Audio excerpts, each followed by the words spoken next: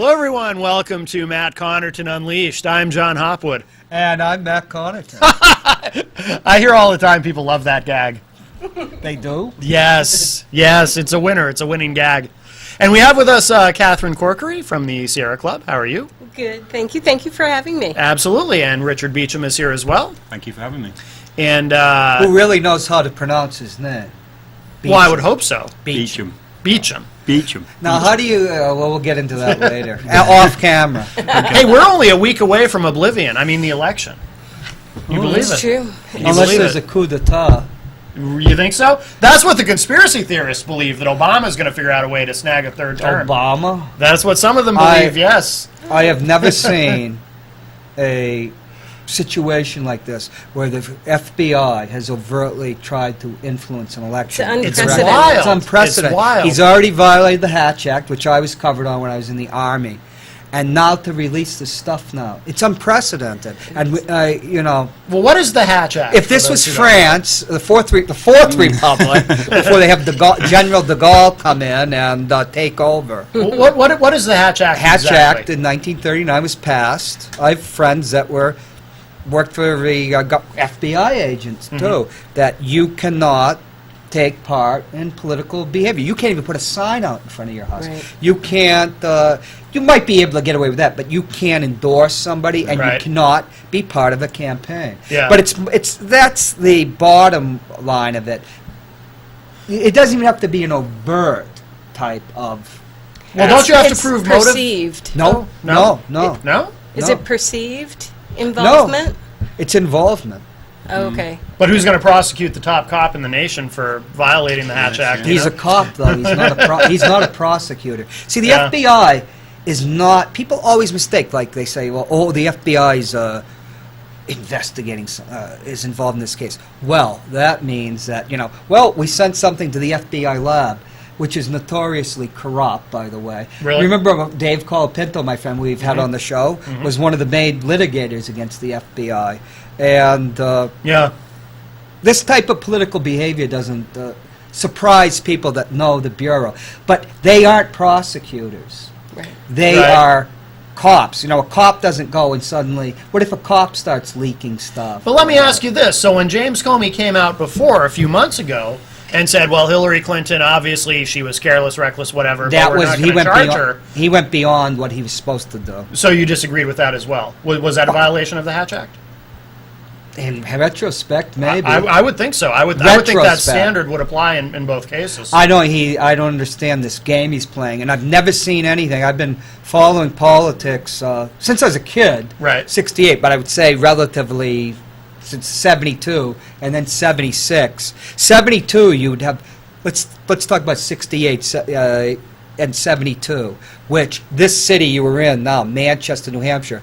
Read the book, All the President's Men, or even the movie. The movie with Robert Redford actually talks about the Canuck letter. Right. Dirty tricks, like we could talk about the FBI and stuff like that.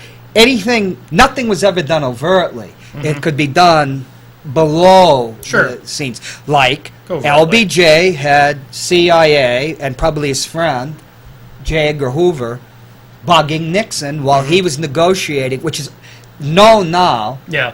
with the North Vietnamese to stop a peace treaty before the election. That's really right. fact now. Yeah, It's yeah. not speculation. Right. That's the first October surprise.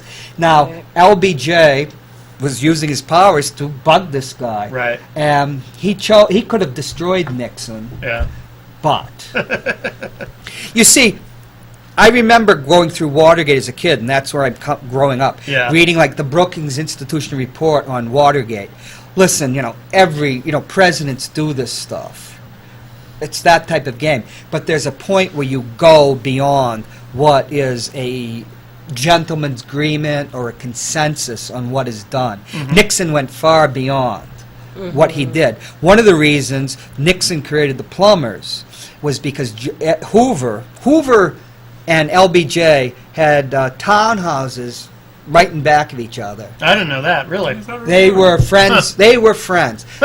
LBJ had a great capacity for befriending people, bachelors, like he's kind of a charming Richard guy, Russell, who was a great Senate leader, J.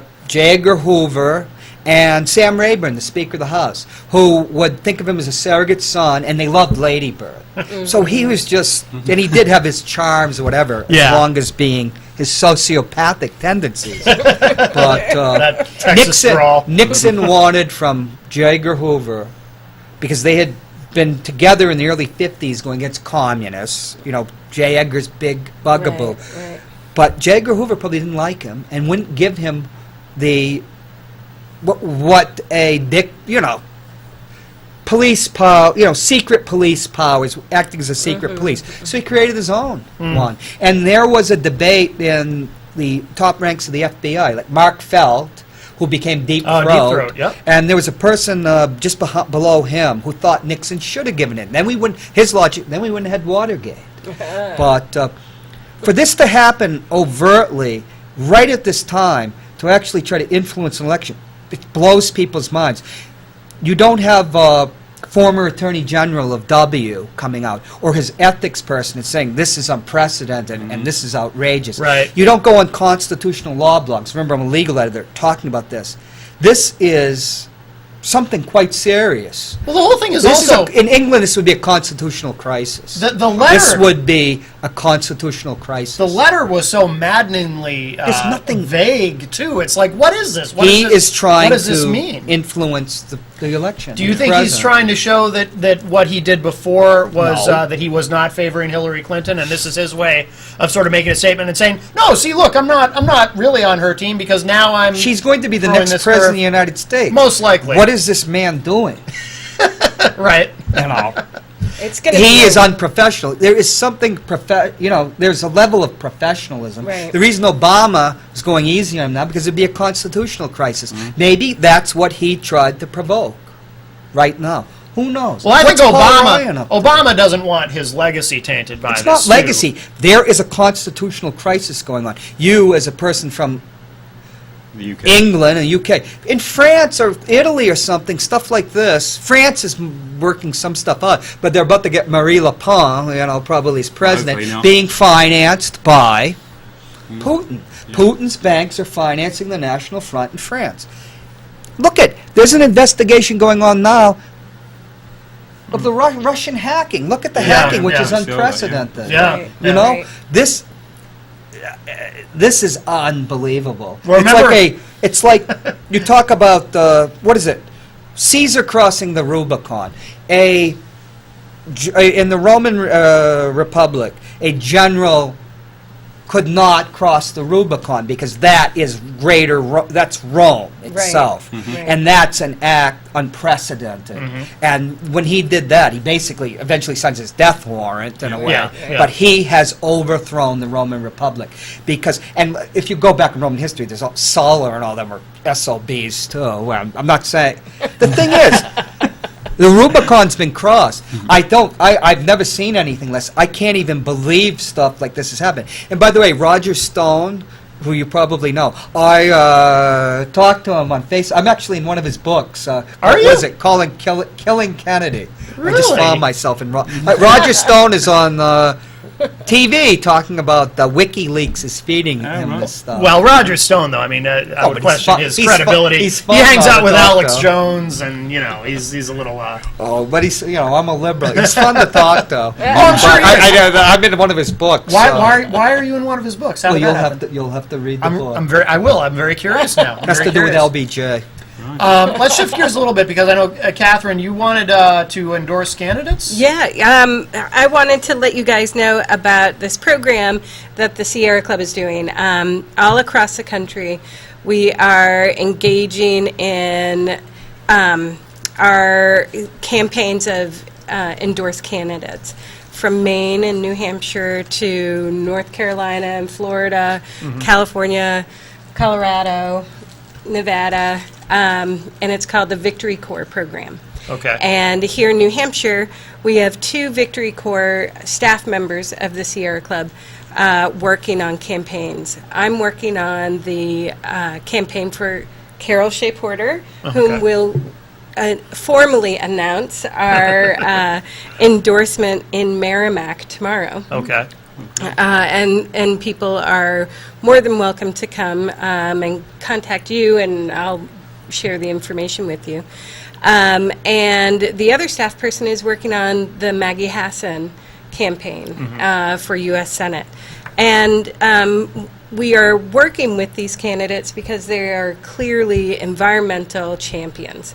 Carol Shea Porter, for instance, has a very long record of protecting the environment. She helped pass making cars go further on a gallon of gas to increase their energy Is that efficiency. the cafe standards? Is that what that is? That's right. Okay. That's right. Okay. And she also worked to protect drinking water standards, something that is very near and dear to our hearts here in Manchester and Litchfield and Merrimack. Londonderry, and Merrimack. And where we have the contamination with the PFOAs. Okay. And making sure that, first off, we have health-based standards, not some industry-based standard, but these are based on health statistics, and that the polluters are held accountable. And Carol has a long record of supporting different bills that would do that. And she also has worked very hard on climate change in supporting reducing pollution from power plants. Here in New Hampshire, we are downwind of many states with many power plants. Yeah. And that pollution, you can't have a state-level local control of air pollution because it doesn't stay in boundaries. It doesn't respect boundaries. Well, And so we need a federal laws to help Well, look what protect. acid rain did. It wiped out part of Ontario. Right. The right. lakes in the Right. Midwest, and it was an international problem because Ontario, the lakes were dying. Right, Yeah. and here in Yeah. New Hampshire. Yeah. What do you say to someone like me who doesn't believe in climate change because it's not in the Bible? Well, I kidding. would say... I occasionally blurt out acid rain things just for fun. You knew I was kidding, though, so it wasn't. Right. I was I hoping bet to if shock you really were religious, you could find it in the Bible or its reputation. You can find pretty much anything in the Bible if you look Well, hard fossil enough. Yes. fuels, I think, might be hard for those who There's no dinosaurs. What do you mean fossil fuels? Right. That's not real. It's all magic. Magic and Matt, I wonder. have a stone here that I will cast at you. Oh my goodness! God tells me to. I hope. Whoa. I hope God's Be not careful. talking. I am a that. fan of Betty Bowers, America's favorite Christian. Oh, yes, Remember what yes. her byline was? God told me to hate you, and then she's throwing a rock at you. Betty Bowers is great. And then we had an election which is beyond even Betty Bowers in the Yes, satire. that's true. That's true. So you are you endorsing candidates? You mentioned a bunch of states, but so not in every state, or is not this in here? every state. We try to be as selective as we can. Do you focus more on swing states, or is it? That's definitely an important factor. That makes sense. Yeah. Yeah, and where it matters the most. Here with Carol's race, there's a very big difference between the two candidates. Frank Ginta recently said at a debate that he wasn't sure that the science was settled on climate change. Right. And I ask a moose. Ask a moose Right. if the science is settled. Ask with John Huntsman. 10 He was read out of the party. That's Right. right. That's right. Yes. Right, and Science bad. He No thought science. he thought he was going to be the nominee this year. We have far from it. we have people who say that there's not climate change in the UK, but it's not a political issue. I think it's generally accepted that climate change is happening and that we need to do something about it. So it's Yeah. quite strange to come here and hear it be Well, there was a party time. political issue. There was a time that some Republicans did believe in climate Do you change. know why? Because the property casualty insurance industry is losing so much money.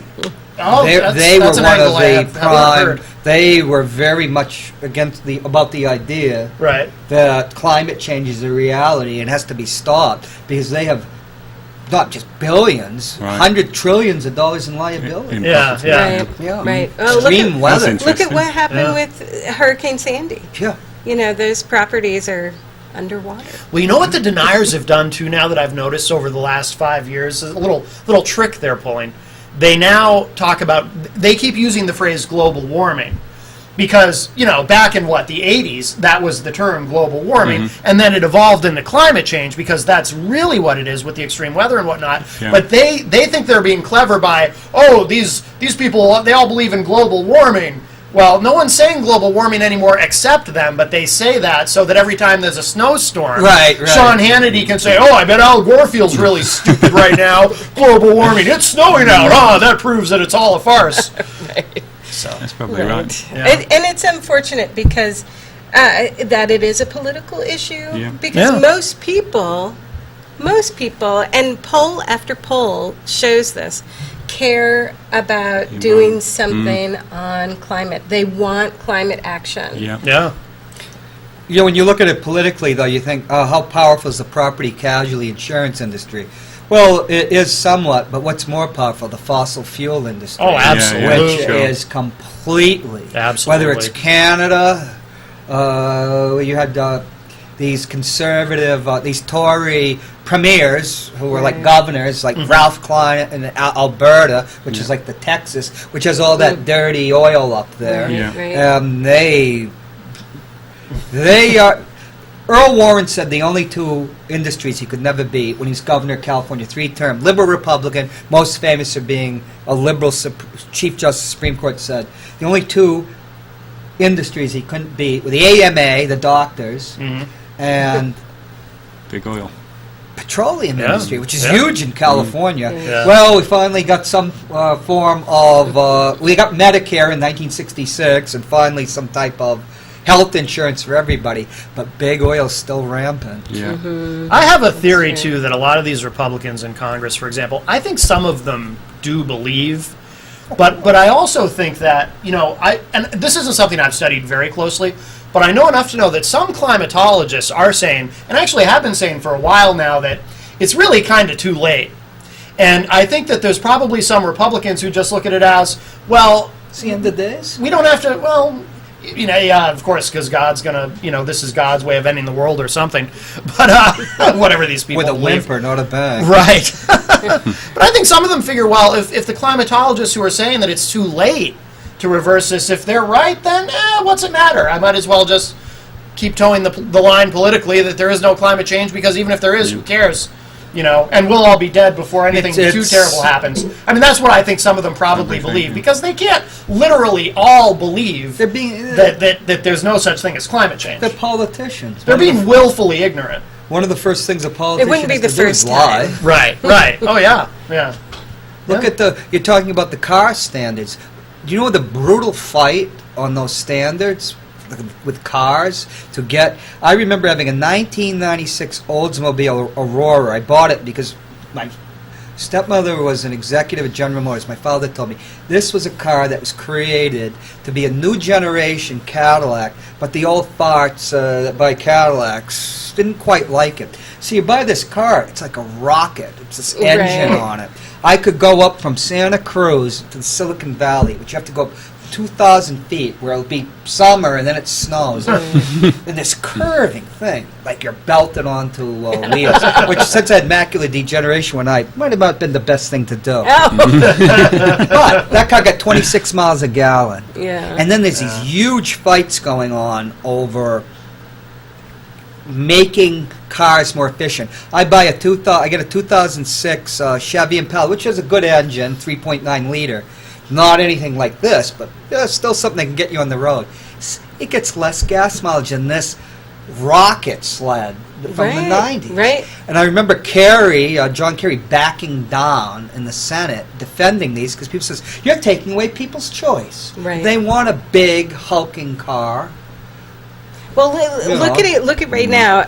That's their freedom of choice. Right. The chassis for SUVs are the same as trucks, and these non-residential or non-heavy duty trucks. It's the same kind of chassis, and the cars are going fewer miles on a gallon of gas, but they are getting huge profits off of them. Mm-hmm. Per- General Motors got Wow. $400 for a car, but with SUVs, they had a much bigger profit margin. Right. And then there was certain trade agreements that were keeping out foreign SUVs. Right. Oh, okay. So Right. that's why. And whenever I go to the VA hospital and see the veterans with these big hulking trucks and cars, thinking, that's why you were in Iraq. Don't you understand that? And Right. here you're Yeah, hey, yeah. it's Right. my right to have cheap gas.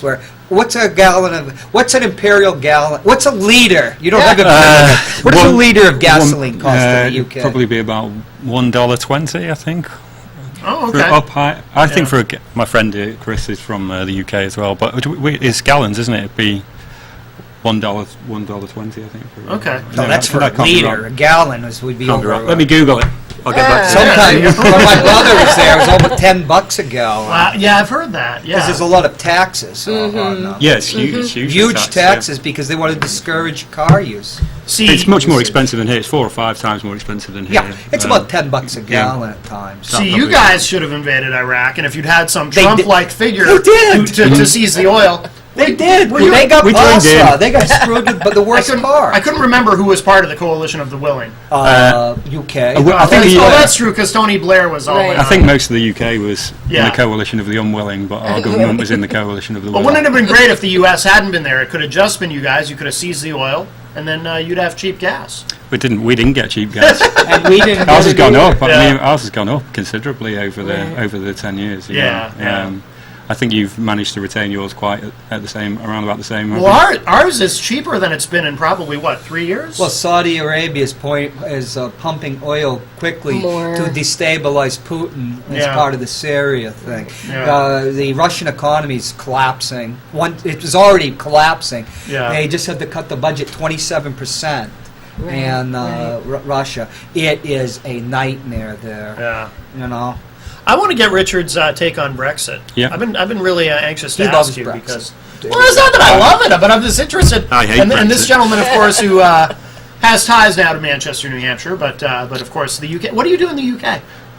So I work for an MP who's represents the UK Labour Party, and I'm an elected councillor in Cheshire West and Chester, Okay. which is a leafy borough in the northwest of England.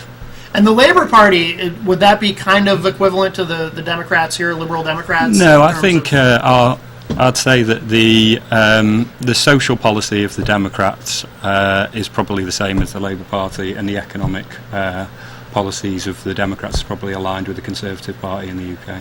Really? So it's, Okay. we don't have a mainstream party that's in government in the UK that represents the same views as the Republicans. I don't think. Okay. The U.S. Democratic Party is a center-right party when you come to economics. It's just the way it is. It is. Yeah. I'd say Yeah. it's more centrist, and the Yeah. Labour Party currently under Jeremy Corbyn is obviously moving significantly to the left of centre as well. So we were talking before the show a little bit about Brexit and how, I mean, you kind of confirmed my impression that a lot of it was really the vote to get rid of it was about immigration. Yeah, You know. I'd say that the Leave campaign largely whipped up a feeling, a sense in the UK that the country was changing. I think mainstream political parties they felt weren't speaking for them anymore, and this created a kind of vacuum which has been filled by a kind of very right message about taking back our country, taking control. And What's the party that the hard right party that did well in the European Parliament? earlier that's this the UK Independence Party. So Right, they, okay. they don't have many seats in the UK Parliament, but they do very well in the European elections because as extreme parties often have. I think people see it as a protest vote, you know, and I don't think the British public in its entirety always took the European elections as seriously as we should have. Unlike And then India. we elected representatives who weren't particularly good politicians to represent us there. And then the message that came back is that Europe doesn't work for Britain, and over time, you know, I don't think we spent enough time trying to sell the benefits of Europe. We just implemented the laws that came out of it, which are largely good about labour relations and healthcare, and Britain always had, and the United States inherited it, this antipathy between capital and labor that goes back the first country to have the Industrial Revolution, Sure. which on the continent you didn't have. Like Germany, the Iron Chancellor Bismarck gave them Social Security, and that was called state socialism by liberals who were Yeah. capitalists at the time in the 1880s, as to insult them. And he says, okay, Yeah. and then FDR. Same policies Same thing, in Britain.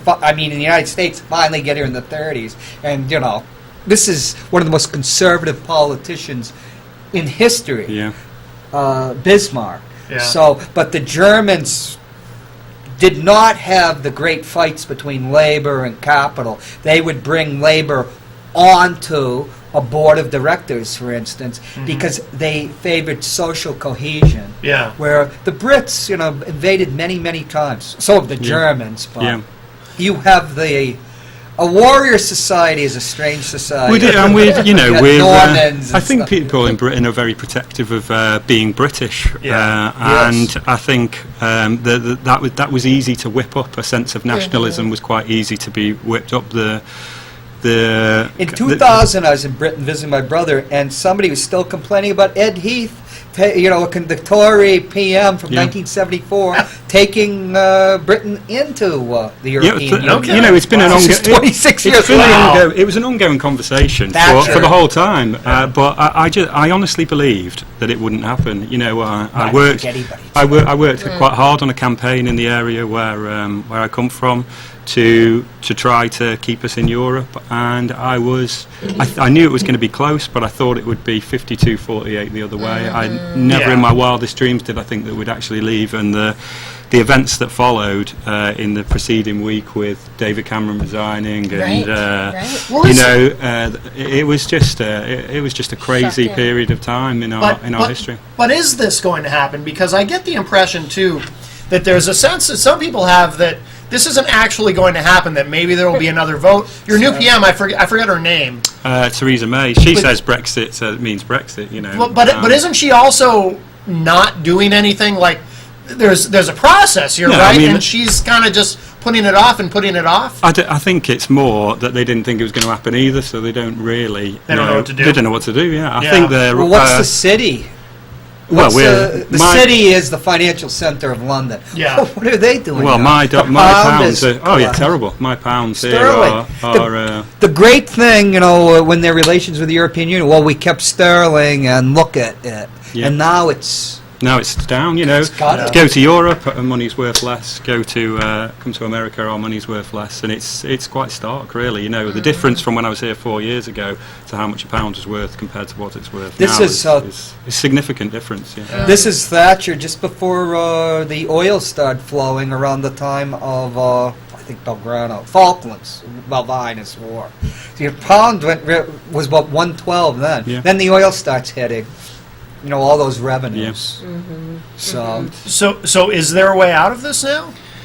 I don't know. I don't know what's going to happen, really. I think that you can't have an election for 5 years? Well, no, that's not true either.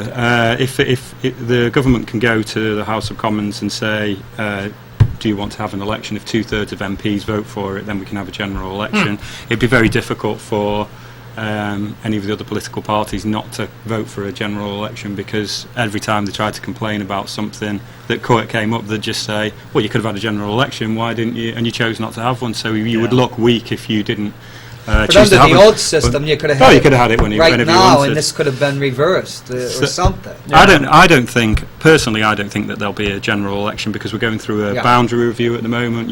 Where you change redistricting, I think you call it here. Yeah. We're going through a large one of those, which isn't going to be finished until 2018. Then you have the devolution of power. And then they have to announce Article 50 in March, which triggers the process of us leaving Europe. And I don't know whether, if you had a general election in the UK now, the whole general election would be about Brexit again. It would be about Europe. What's the plan? Yeah. Do you want, the Liberal Democrats in the UK are already saying that there'll be a party that will take us back into Europe, so their entire campaign would be about vote for us and we'll take you back into Europe. Yeah. The Labour Party just had another leadership election in which one of the candidates said that he would, he'd run a campaign to take Britain back into Europe. So I would say politically the issue is not dead. It's been an ongoing conversation as part of the British political scene, and I don't think it's going away at any time soon. What about this theory that a lot of people who voted to leave didn't realize what they were voting for? There was a lot of people who were quoted on the news afterwards, who were saying, some of the most awful reasons for why they were leaving, just a lack of understanding about what the whole process actually was. And there's an even larger amount of people who I think genuinely wanted to have a protest vote against the government, but didn't realise that there would be enough of them doing that would actually tip the balance and take us out. Yeah. And I think that there will be a lot of people out there that have regretted their decision on that day. Perhaps a teaching moment for us here. I would say that the message of Donald Trump is very divisive and about taking back control. It doesn't mean anything. And subsequently what we've learnt in the UK is that we want our country back, we're going to take back control, and all of this stuff that the Leave campaign used, there's no substance to it. And people, it's a beautiful set of words, but they mean nothing when there's nothing behind them. Yeah. And I think Donald Trump's "Make America Great Again," we're going to take our country back, I don't see anything beyond that which represents any substance to how we will achieve any of those aims, and that is exactly what happened with Brexit. It's just rhetoric and no substance. Well, with Trump, a lot of people perceive it as a dog whistle, to take back our country. Yeah. It's just xenophobia. Yeah. It's, or make America great again. Okay, so what? Back to being more white? What does that mean exactly? And I think that's the through line. Let me play devil's advocate. My brother lives in Britain and has for 20 years. Yeah. Britain is a small. The United States went in 1972, had 250 million people. Whatever its population is now, I'm sure it's official 330, 340, whatever. America's a place that's taken and grown in a way that Britain hasn't. Now, we don't have as much room as you. Right. That's true. Gordon Brown, the Prime Minister, was caught lying about how many Polish immigrants there were. What wasn't they? Well, It's not. See, when you talk about immigrants, people like in the United States want to think, well, it's people from Syria or Africa or everything. Oh, my brother was talking about there were Portuguese immigrants in the village next.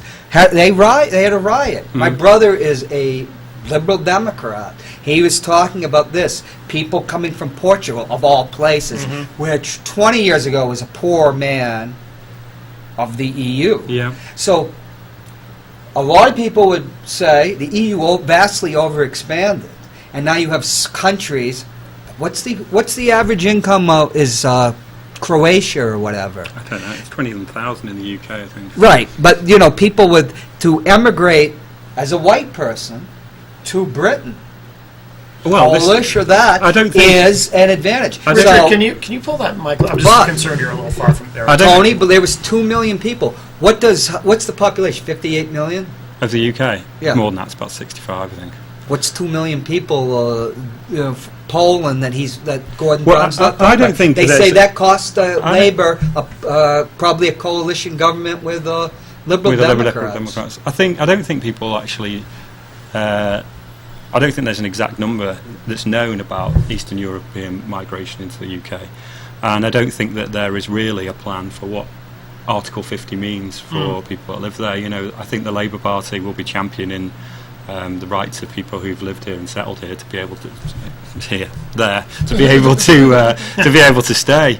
But there's no detail on any of this, because I honestly don't think that the people that were running the campaigns, or the people that came up with this idea to have this referendum, actually thought that we would end up leaving. Oh, I don't think people did. They must have had anxieties about it, like people from Poland or Portuguese, and it might have been just a protest. I honestly think a lot of people did yeah. protest vote, but I look Not thinking what exiting the EU would mean. Right. But there were anxieties there. How, Yeah. how does this change immigration? I mean, does this mean that once this happens, that immigration, from other parts of what was the EU or will still be, but Actually, won't no. be able to come in, or how does that change? We don't know yet, but it's likely that for any trade deal to take place, that the European Union will still want free movement of labour, which will mean course. Yeah. because it's one of the big Right. founding principles of the European Union. So if we want to still trade without tariffs, we're going to have to accept labour, which means we leave the EU, take away all of our involvement Yes. in policy making, and still have the exact issue which people voted to leave for. It's an exact That's the irony of of the whole situation. Yeah. And talking about the Poles have bet were a labor pool being used in Britain since the Thatcher era. They would bring, when it was still an Iron Curtain, Poles, a lot of plumbers, and skilled labor would be brought into Britain. Yeah. So it was a thing. They were the free movement of that. There was even people from Eastern Europe during the Cold War in Britain. I think the thing is that I think there are communities in Britain where over the years jobs and things have disappeared, Right. and also have been affected by immigration, and it's very, very easy for people to put out a message which links those two things together. Yes. But actually, in some instances, that's not exactly the case. But political parties traditionally, and the Labour Party, have not been good at communicating that actually we all need to look to the government and say, why aren't there jobs here? Why aren't there services here or whatever? And not blame the fact that those things don't exist on people that speak slightly differently to them or look slightly different to them, which is much easier to do, and it's an easier message to sell. And the rhetoric of the Leave campaign was very much around, you're not getting this because of these That's people. exactly true. And that's the dangerous, Yeah. scary side of what Trump's doing too. When New Labour under Tony Blair, suddenly, Thatcher and Major start to think towards privatization of the National Health Service, and suddenly education's not free anymore, and you could update us on what happened to the National Health. When you're suddenly ongoing losing situation. stuff you had under a New Labour, we're distinguishing New Labour, Blair, Brown. You're suddenly losing stuff you traditionally had. That must send the anxiety, and you have to Right. blame somebody. So this group of people that have been there since the Cold War, or other people, The thing Right. with the thing with the health Yeah. system has been that I think it's always remained free at the point of service for people in Britain. So whether the service is delivered by a private company or a state-owned hospital or whatever, a lot of people, it's still branded as the NHS. So for most, and this is the clever thing about the kind of neoliberal element of the changes in the health service, is that they've retained the NHS brand, but Right. actually it's being delivered by private companies. But then those private companies have realised that they can't deliver these services for profit, Yes. so they're actually reducing the services. Yes. And bit by bit it's been eroded, and suddenly you've got to drive 5-10 miles to your nearest hospital when it used to be one on your doorstep. Wow. And what people then equate them not being able to get a hospital appointment with is not that there's less hospital appointments, it's that there's somebody that's come here and taken those hospital appointments away from them. And, and it's been very, very easy. It's much easier to sell the argument that it's somebody else's fault Right. than to explain Right. the long-term impact of successive governments on eroding the social services that we used to hold so dear. well, I mean, and Right. still do. veterans hospitals, that's one of the reasons I'm a huge supporter of Carol, because there's certain things the veterans hospitals can do better than anything, including like PTSD and the mental health. Right. Yet, you put the veterans, because we have a veterans choice out in the free market. Listen, it's not exactly it's supposed to be a panacea. It's not a Eden out there. I was on private health care for a long time. Long wait periods, gatekeepers, throttling down of care, and so. But they sell you on this. Oh, this is bad. This is broken. Let's put you on, like Sean O'Connor. Says, a veteran should just be able to go anywhere he wants. Well, who's going to pay for that? Yeah, and I'm going to tell you, You want somebody with PTSD, a combat veteran, or somebody in your system, it creates certain dysfunctions that the Veterans Health Administration has been able to handle and is ready to handle. But there's all these arguments, like you're talking about in the UK, that are cheap arguments. Oh, yeah, you should just go out there. With no thought whatsoever. Right. Oh, I'm Rather than just, why don't you do what Bernie Sanders has been saying and other Democrats and fund the Veterans Health Administration? Right, You know, and the hospitals. The UK traditionally has one of the lowest cost healthcare systems in the world per person compared to, a privatised system here, which is hugely high, per cost per person. Why is that? What do you attribute that to? Because largely it's been paid for by the state, and I think there's no insurance premiums, so there's no middlemen taking money at every stage of the game. It's just this is what it costs, and this is how we're just paying for wages of building, and well, we don't pay anything. We pay through our taxes for the system to exist, and it costs £80 billion like a France year. and Germany. Yeah, I think they have slightly different systems, but essentially it's the same. Yeah. It's the same principle of people can. I had Hodgkin's lymphoma a couple of years ago and had to go through chemo and radiotherapy, and it took 35 weeks from diagnosis to cure for me to be healthy again. And I remember reading forums at the time to try and find out what was going to happen to me. And lots of those forums are obviously American because of the way that the internet is, and they come back in the search terms, and it was people who had to go through claiming on their insurances to be able to get the treatment that they needed and whether they were eligible and all of this kind of stuff. And we don't have to worry about any of that. We just walk into a hospital and say, fix me, and that still is the case. But the bit that British people like to moan about, and should be able to moan about as well, is the fact that the waiting times have increased significantly, but I think on the whole, it's actually still a really, really, really good system. In Britain, you don't go bankrupt if you get sick. Exactly, you would never, not in a million years. I believe that's the biggest reason for bankruptcies in the U.S. Well, is medical bills. Is that really right? When That's the a stark. when the Republicans rewrote the law, What, the bankruptcy laws? bankruptcy over medical, Yeah. they wouldn't Well, so allow the- that for an exemption. They rewrote the law so that you could become bankrupt over a medical. Well, you were going to become bankrupt anyways. Right. Yeah. They wouldn't do anything to help people. They made bankruptcies a little bit more difficult. Personal bankruptcy, Right. a little bit more of a process than it used to be. You can't go bankrupt since Reagan for student loans. Right. But Right. this puts premiums up again, though, doesn't it? Yeah. Because the insurance companies never lose. It's like That's you know, true. and this is the problem. So people go bankrupt because they can't afford to pay the Right. increase in prices. Well, see, and to cover the costs, they Yeah. put up the premiums. It's Earl Warren couldn't defeat the AMA, the doctors, but the doctors got taken over by health insurance companies. So if you make a deal with the health insurance, who defeated Hillary back in 1993, Right. I always call Obamacare the no health insurance company left behind that. Once They again, helped write middleman. it. Yeah, absolutely. Richard, can you tell us your story about your connection to, and this is another thing we were talking about off air, but it's interesting, your connection to Manchester, New Hampshire. well, I wouldn't call it a connection, but I suppose my history of coming You here. have roots here as You're well. not a as- Mancunian.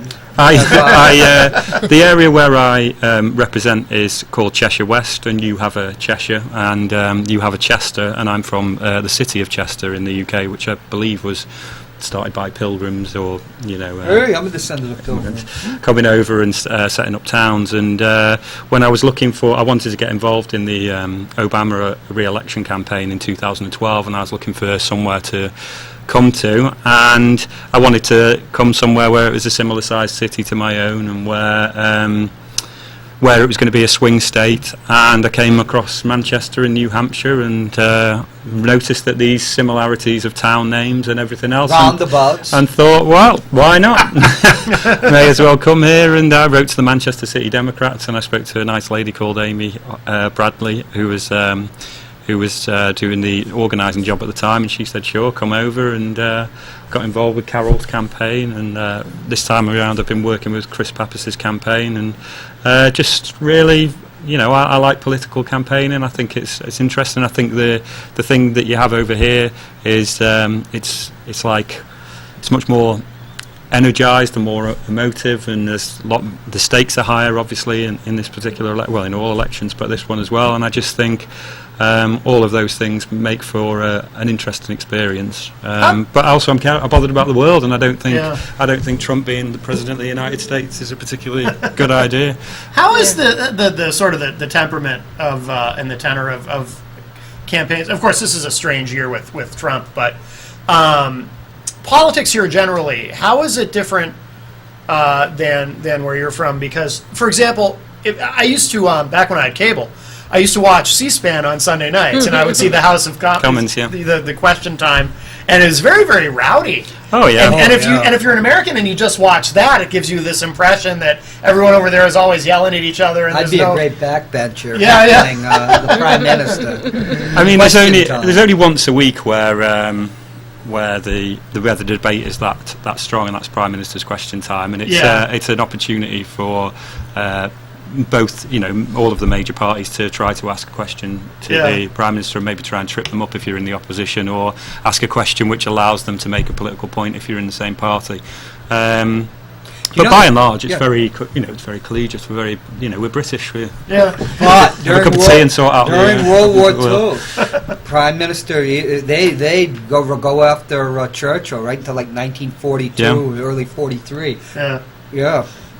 I think that our tradition of parliamentary activity has always been quite vibrant, I think. But it's kind of like honourable one-upmanship, I suppose, where you're trying to make a point, but trying to be as polite about it as you possibly can. And it's a strange thing. But I think going back to Brexit and everything else, I think part of the way that the outside world in Britain has viewed that system of democracy that we have, and the way that they see people shouting across the chamber at each other, has actually been a turn-off for a lot of people.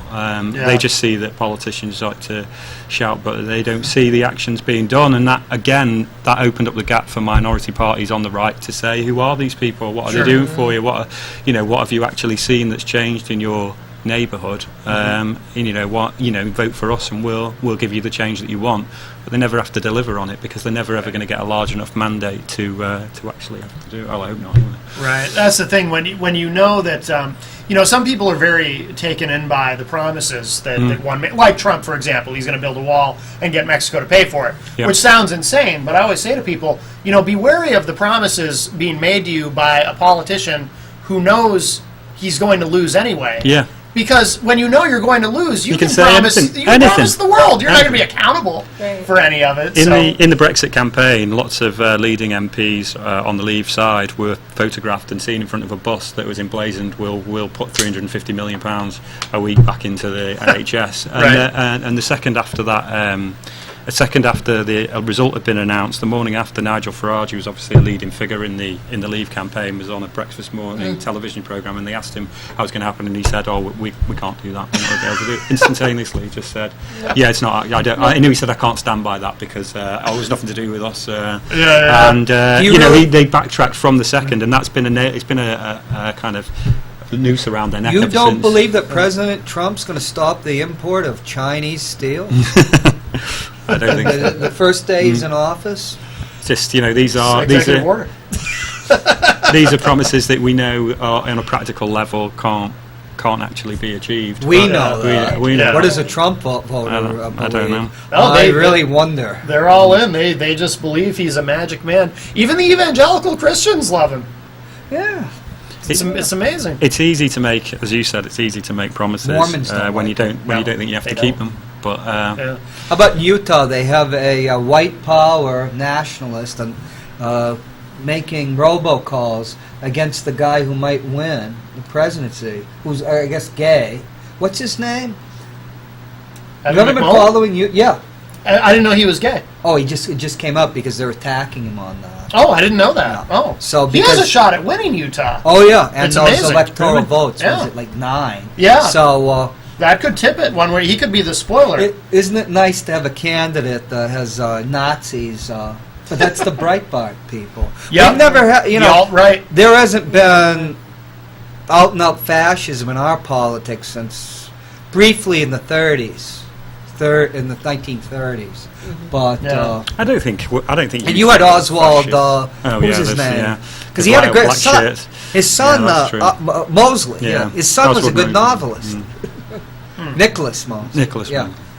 Yeah, I don't know. I mean, yeah, that's scary, isn't it? I don't want to see that come back. I used to read about fascism and all that. Now I get to see it. Yay! It's not. I Be still- careful what you know. I still never think- wish to see it. I still think it's going to be Hillary, but I'm not as certain in my prediction as I was. I mean, 538.com still says, I think. How can he win the Electoral College? Well, here's the thing: if if Evan McMullin wins Utah, if that's enough to if it's close enough overall, if that's enough to deprive both Hillary and Trump from getting to 270, And when Then it did goes that to the ever House. happen in history? Somebody told me that 18 something, right? 1800. Right, And they well- had to. they both have to win New Hampshire, don't they, if that happens? or New something? Hampshire would be the final firewall, Yeah, like it final- was it with was in 2000. Al Gore's Yeah, election, which 2000. everybody Right. forgets about. I think we're in a blue state. That at was this point. 73. Leaning Dem, I think, was the last thing that I saw. Gore Yeah. lost by 7,300 votes. 25,000 people voted for Ralph Nader, Yeah, Right. and most of them are still unrepentant. yeah. Well, Gore I won. said, why The, don't you go up to a veterans hospital and see Yeah. what that vote did? So- Gore won the They- popular they- vote, but Yeah. of course the Supreme Popular Court. vote. Many people. Andrew Jackson. Yeah. You know, many people have lost the popular vote. Yeah. Well, he probably would have won the presidency What's- had the Supreme Court not said, the- "Yeah, you don't have to count those votes." McIntyre, I've always been for a parliament Yeah. until right now. I'm starting to, and I see the, and I was against the Electoral College. Now I'm seeing the advantages of it. And if we did have a parliament, this expletive deleted would be like Berlusconi in Italy. Yeah. They'd have a party that might be able to get power. Yeah. But who was it? Kasich? And people are saying it's Republican Party. You know. Kasich apparently wrote in John McCain, by the way, John on his McCain, yeah. ballot. Yeah. Right. But Ryan voted for him. Paul Ryan voted for Trump. Yeah. He's the Speaker of the House, and the Republicans threatened. Did he do a selfie or something? No. No. How do you That might know? not be legal. How, In, well, how do you know Illinois. he really voted for Trump? we'll just have to trust him. Hmm. Trust. Trust. Trust but verify. He was I want threatened to with selfie. losing his Right. seat. All right. Yeah. He is. I mean, the speakership. Yeah. Right. We got to start to wrap up. Catherine. Oh, have a little bravery and take it up towards the end. Oh, try to hit the post. I try to be- drawing nigh. Women aren't waiting out there. I for try your to. take. try. That's a great show. You ever watch that? Drawing nigh. You know what's drawing nigh? The apocalypse. Right? That's where right. That comes from. That's right. They've been waiting for the apocalypse since what? It's- 70 A.D. Everybody believes whenever they live, this is the end times. Well, if the Cubs win the World Series and Trump gets elected, this will be the end of time. Who knows? I know just enough about baseball to understand that. Just enough. Where should people go online to learn more about the Sierra Club? We do have a website, sierraclub.org, and the New Hampshire one is sierraclub.org/new-hampshire. Okay. But you can find us on the national website. Okay, very good. And if anybody wants to join the UK Labour Party, that's labour.org.uk. Nice. Do you have a blog or anything that you write, or do you have a website or anything like that? no. Just you can look me up and email me at my councillor address. It's There you go. I'm on Cheshire West and Chester.gov.uk. Any last minute predictions for the election next? We're only a week away. I'd just like to week. say something We are- about Sean O'Connor, who's running as a so-called independent Right. for CD1, Congressional District 1. Here is a person that moved here from out of state with the intent to run against Gene Shaheen, of all people. Is he a Free Stater? No. Okay. He's just... I didn't think so, He's but- following Frank Ginta. Yeah. You know, that's well known. I don't know why people haven't put that in the press Connected about that. Well, probably Yeah. they don't think It's he's an important this is an enough. opportunist. I mean, he doesn't have any chance. Here's a guy that when people we know, he was talking and he went to all the Manchester City Democratic meetings. He comes off as a conservative blue dog Democrat, and then suddenly Bernie wins the prize. Suddenly he's a Bernie-ista now. You know, he's a Bernie person. This is a person like a weather vane, going Right. around. Well, And, one of the things somebody was saying that the Bernie folks really were attracted to him, and that he was saying that he really liked Bernie. He was a Bernie follower. if that was true, how come all of the Bernie delegates signed a letter of support for Carroll? Right. All of them. All of them? This Signed a idea letter. that he's some type of progressive or it's ridiculous. This is a person that It's- has no identity. In that way, it's like Trump without Right. the sinister Right. part It's of the new Trump. kid at high school who's making up his own backstory, But he and we has- have to believe him. There's no Yeah. core identity here. Like with Trump, will be whatever it is. Yeah. Once again, we're talking about kind, not degree. Right, right. But it's very irritating, particularly when people like us are fighting for Carroll. I'm fighting for the Veterans Hospital. Right. Up there, which she was the best friend veterans ever had, and this guy, oh well, they should go anywhere. Well, there's a really well thought out. You know, Is that it's a very campaign slogan? irritating. They should go anywhere. Anything that works, right? That's right. Get me elected. All And you right. know, one last thing. Frank Ginter wanted to give him time in a debate, Sean O'Connor, to go after Carroll. You know, Ginter. He can't do his own dirty work. I don't know. Frank what that's- Ginter's Frank Ginter, another person that came here, and you know. Right, right. All right, we got to wrap up. Catherine, thank you so much. Thank you for inviting me. Richard, thank you so much. And you can become the British correspondents for our Yes, two shows. we need Skype. one. We had to fire Tom Massengale. He F-bombed too much. Yes, he had a potty mouth. John, thank you so much. Thank you. Thank And you. where can we find the shows, Matt? You can find them on the IPM Nation YouTube channel. Yes. Absolutely, and thank you to Brendan for sending me those every week. And that's it. We'll talk at y'all a little bit later. Bye, everybody.